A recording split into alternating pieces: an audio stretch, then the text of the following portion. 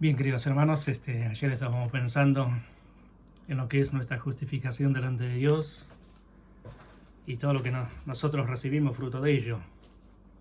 Paz para con Dios, ya no somos enemigos, tenemos libertad para acceder a su trono, a su lugar de gracia, de bendición para nuestra vida y en ello encontrar la fortaleza que necesitamos para cada uno de nosotros. También el pasaje nos hablaba de esa bendita esperanza de todo creyente, una gloriosa esperanza que nada la puede opacar. Y siguiendo en ese sentido con algunos pasajes de la Biblia como para acompañar, como para reforzar la reflexión y estos pensamientos, encontramos en la palabra de Dios muchos argumentos, muchos datos importantes que ayudan a encontrar un pensamiento mucho más sólido en cuanto a esto para que nosotros obtengamos esa claridad que necesitamos en nuestra vida. Obviamente que todo depende de nuestro crecimiento delante del Señor.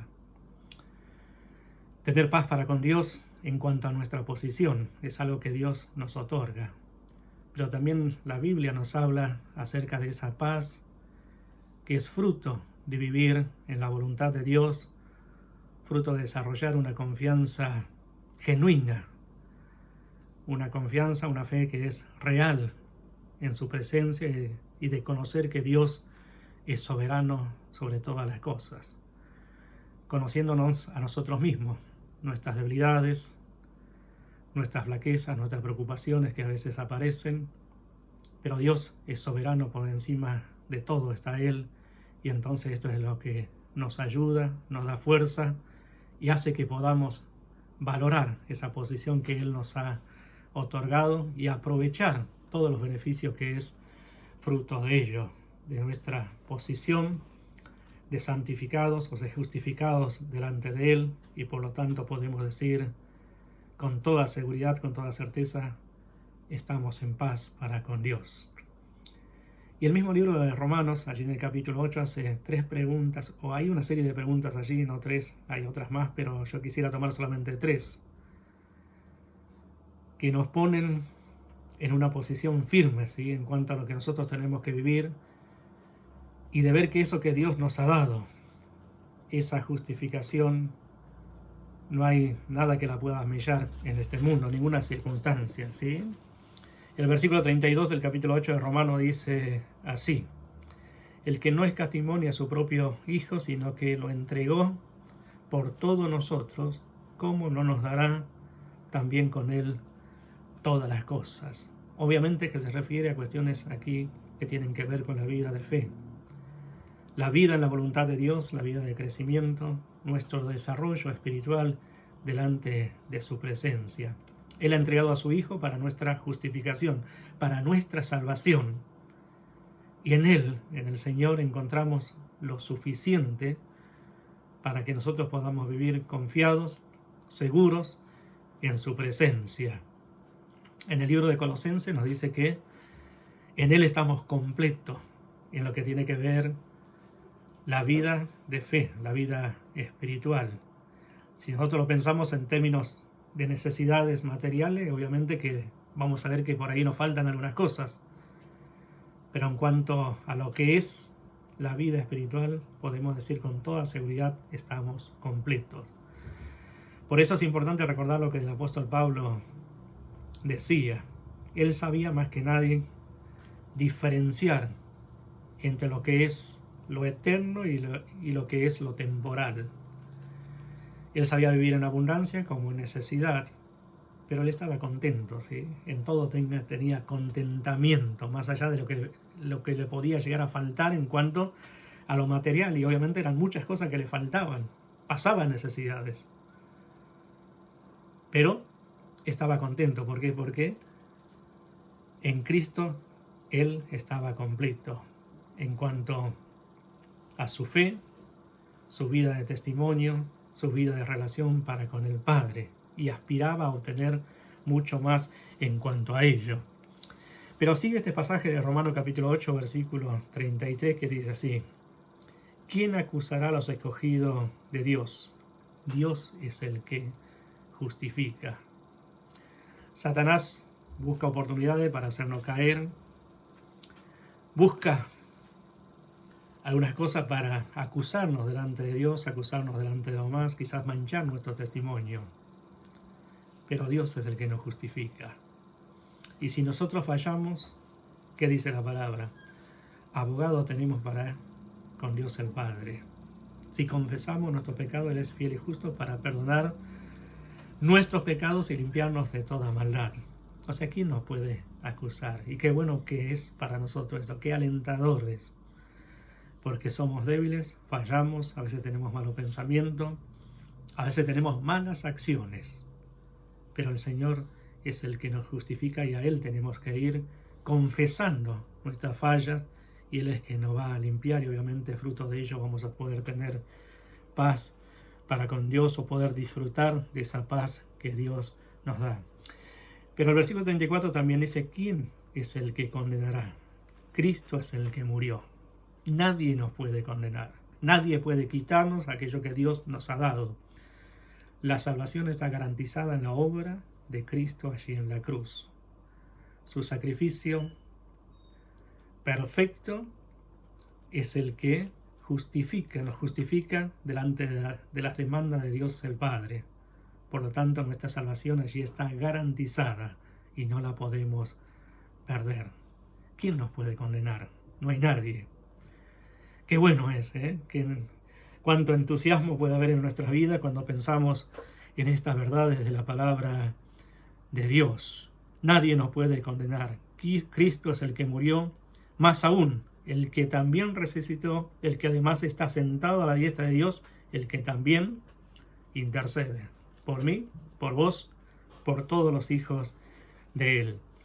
Pero el versículo 35 todavía nos ayuda muchísimo más.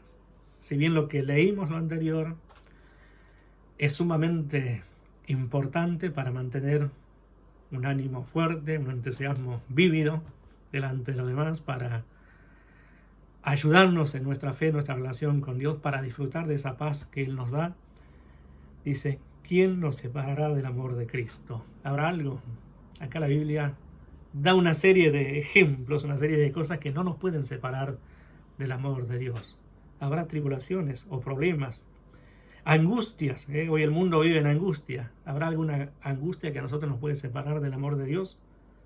No. ¿Habrá persecución? Tenemos temor a veces a la persecución, pero ¿nos pueden separar del amor de Dios? No, de ninguna manera.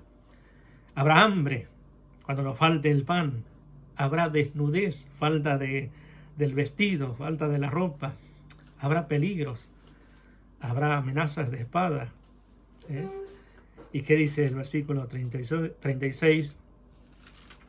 Como está escrito, por causa de ti somos muertos todo el tiempo, somos contados como ovejas de matadero. El mundo quizás no tiene así en su mira. Satanás no tiene en su mira. Por causa del Señor, de nuestra relación con Él. Pero ante todas estas cosas somos más que vencedores por medio de aquel que nos amó. Qué bueno. Nuestro físico puede sucumbir aquí, pero nuestra alma, nuestro espíritu, siempre en comunión con Dios, es el que va a permanecer y allí es donde vamos a obtener el triunfo de nuestra vida. Somos más que vencedores en Él. Y pensamos en la historia de la iglesia, en la vida de muchos hermanos. Tenemos el ejemplo de Esteban, Pablo, Pedro, los primeros creyentes que salieron a evangelizar.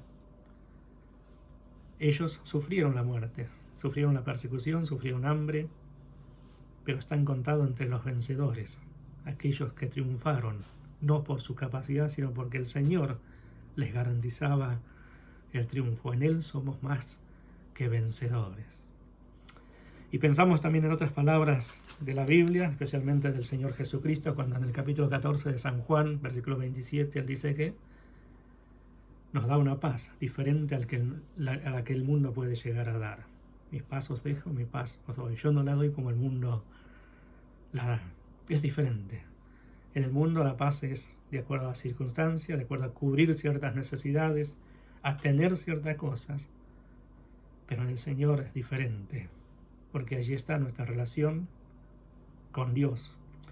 Y para que pueda existir esa relación delante de Dios, está el perdón de nuestros pecados. Y para ello fue necesario la cruz de Cristo, su muerte expiatoria allí en la cruz del Calvario. Libro de Colosenses, capítulo 1, también nos dice que el Señor nos ha librado de la potestad de las tinieblas, del poder de las tinieblas, y nos ha trasladado al reino de su amado Hijo, un reino que es diferente.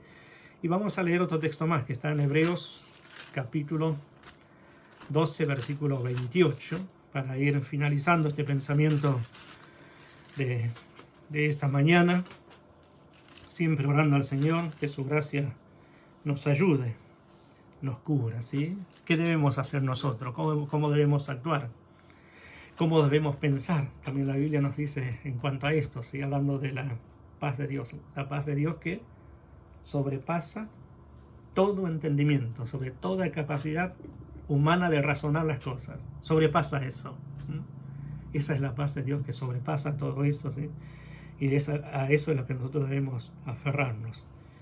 Hebreos capítulo 12, versículo 28 dice: así que, recibiendo nosotros un reino, ¿qué tipo de reino? Inconmovible. O sea, que no se mueve, que está firme, nos da esa pauta. Un reino que está firme. Él nos ha dado. A ese reino nos trasladó el Señor. Es el reino de su amado Hijo, el Señor Jesucristo, donde reina la justicia, la paz, el amor, todo lo que es benigno, todo lo que no vamos a encontrar fuera de Dios está allí en ese reino, inconmovible. Y me gustan las palabras del Salmo, del salmista también. Dice: los que confían en Jehová son como el monte de Sión. ¿Y cómo es el monte de Sión? Permanecía firme allí. Pero ¿quiénes permanecen firmes? Los que confían en Dios. Por eso es bueno alimentar nuestra fe con la palabra del Señor. Es bueno crecer para poder estar firme y tener claridad en todo lo que el Señor nos ha dado. Ahora, ¿qué más debemos hacer? ¿Sí? O sea, nosotros hemos recibido ese reino que es inconmovible. ¿Qué debemos hacer nosotros ahora? Dice: tengamos gratitud. Seamos agradecidos. Dios por su gracia nos da esto. Nosotros debemos ser agradecidos, pero no quedarnos allí. Dice: y mediante ella, o sea, mediante esa gratitud, sirvamos a Dios. ¿Cómo debemos servirle? Agradándole con temor y reverencia. Debemos buscar en nuestra vida agradar a Dios. No tener opiniones propias de cómo hacer las cosas. Está todo marcado en la palabra de Dios, sino fundamentarnos en la verdad de Dios para poder servirle con temor y reverencia, sabiendo que Dios está por encima de todos nosotros, de todos sus hijos. Y Él está para ayudarnos, no para juzgarnos. Por eso, como hijo de Dios, demos gracias y sirvámosle agradándole en todo, siempre con temor y reverencia. Que Dios nos bendiga y que podamos disfrutar no solamente de esa paz posicional que tenemos delante de Él, sino que esa paz puede ser una experiencia diaria en cada uno de nosotros, de ver su palabra, de ver lo que podemos hacer en beneficio de los demás. Bendiciones, hermanos.